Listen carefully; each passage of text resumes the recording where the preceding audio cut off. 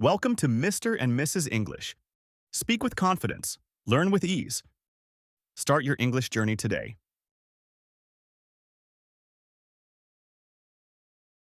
Hello and welcome back to Mr. and Mrs. English channel. Ever felt lost for words at work? Today, we're unlocking the secret language of the office. I'm Daniel, and together with Emma, we're going to help you speak English confidently in real office situations. That's right. I'm Emma, and we'll cover 100 essential office phrases you can use every single day. Expect greetings, asking for help, meetings, and deadlines all in simple, practical English. Here's what's coming up. We'll start with morning greetings, dive into manager interactions, explore meetings and teamwork, and wrap up with deadlines and emails. If you want English that actually helps you at work, you're in the right place. Ready to learn and boost your confidence? Let's jump in. So, Emma, how do you usually greet your coworkers in the morning? Usually I say, good morning, or sometimes just morning. It keeps things friendly but simple. Sometimes I add, how was your weekend, to show I care. That's a nice touch. I try to ask about their weekend, but if I'm not up for a chat, I stick to, it was good, thanks. Then switch it back by asking, how about yours? Exactly. Office greetings don't have to be long. A quick, polite exchange sets the right tone for the day. After greetings, I usually check my emails. Sometimes I tell a colleague, let me see what messages I have. That's common. If your inbox is overflowing, you can say, oh no, my inbox is full. Or, I need to go through my emails. What does go through mean exactly?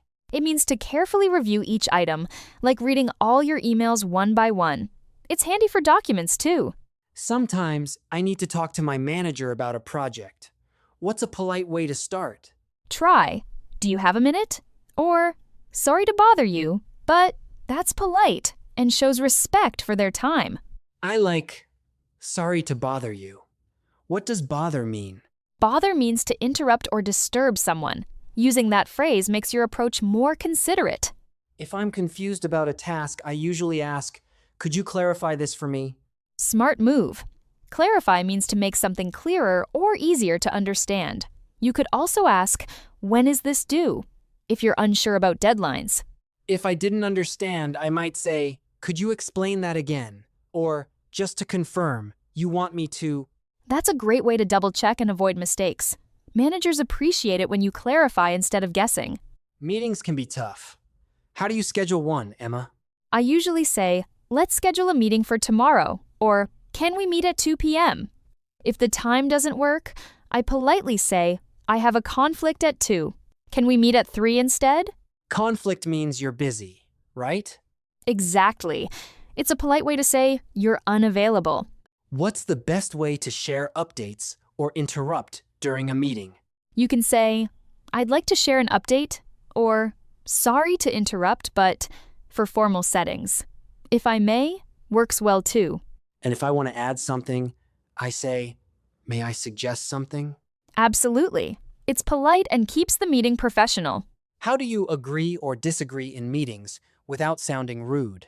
For agreement, use, I think that's a good idea, or that's a great point. For disagreement, say, I see your point, but, or I have a different opinion. Have you considered? That's another polite way to offer an alternative idea. Exactly. It's all about being respectful and constructive. When a meeting ends, I often hear, let's wrap this up. Are there other good phrases? Definitely. Try, I think that's everything for today, or does anyone have questions before we end? I like, let's touch base next week. Touch base means to reconnect, right? That's right. It's a quick way to say you'll follow up or check in later. Working with colleagues is important. How do you ask for help politely? You can say, could you help me with this? Or, do you have time to assist me? If you're too busy, just say, I'm swamped right now, but I can help later. Swamped means very busy, right? Exactly. It's a common way to explain you're overloaded with work. If I want to collaborate, I say, let's team up for this. Once I finish my part, I might say, my section is done. To ask for feedback, try, could you review this and give me input? Input means their ideas or opinions. And if someone helps, I thank them with, "Thanks for your feedback." Those little phrases make teamwork smoother and friendlier. Deadlines stress me out sometimes. How do I ask about them or say I need more time? Ask, "When is this due?" Or, "What's the deadline?" If you're behind, say, "I need an extension."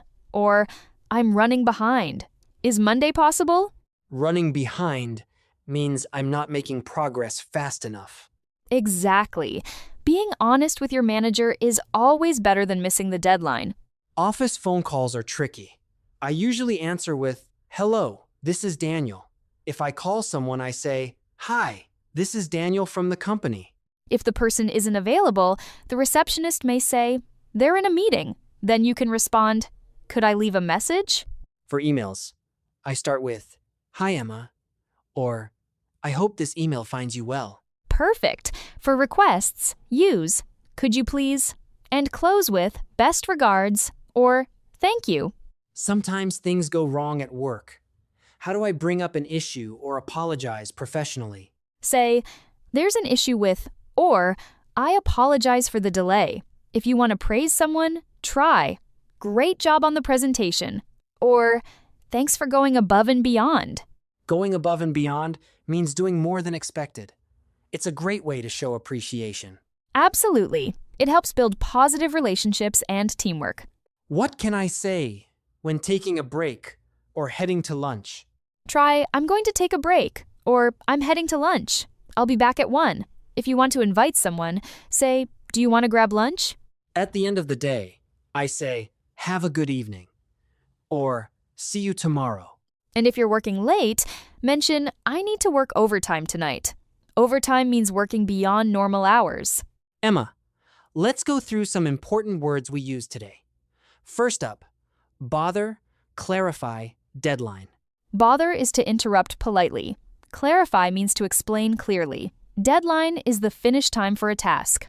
We also have swamped, input, collaborate, follow-up, capacity, touch base, urgent, finalize, and prioritize. Swamped is very busy. Input is ideas or opinions. Collaborate is to work together. Follow-up means checking progress. Capacity is ability or time to do something. Touch base is a quick check-in. Urgent needs immediate attention. Finalize means to finish completely. Prioritize is deciding what's most important. Let's organize what we learned. First, morning greetings and starting your workday. Friendly phrases like "Good morning" and "I need to check my emails." Then, speaking to your manager, "Do you have a minute? Sorry to bother you. Could you clarify this?" Next, meetings. Let's schedule. "That works for me. Sorry to interrupt. Have you considered?" And let's wrap this up. Afterward, teamwork and asking for help. "I'm swamped. Would you like to collaborate? Thanks for your feedback." Time management and deadlines. "When is this due?" "I need an extension. Could you prioritize this?" Phone calls and emails. "Hello, this is. Could I leave a message? Best regards." Plus, handling problems and praising colleagues. Here's a fun question for viewers. What's your most common phrase at work, and what does it mean? I often say, "Let's touch base later."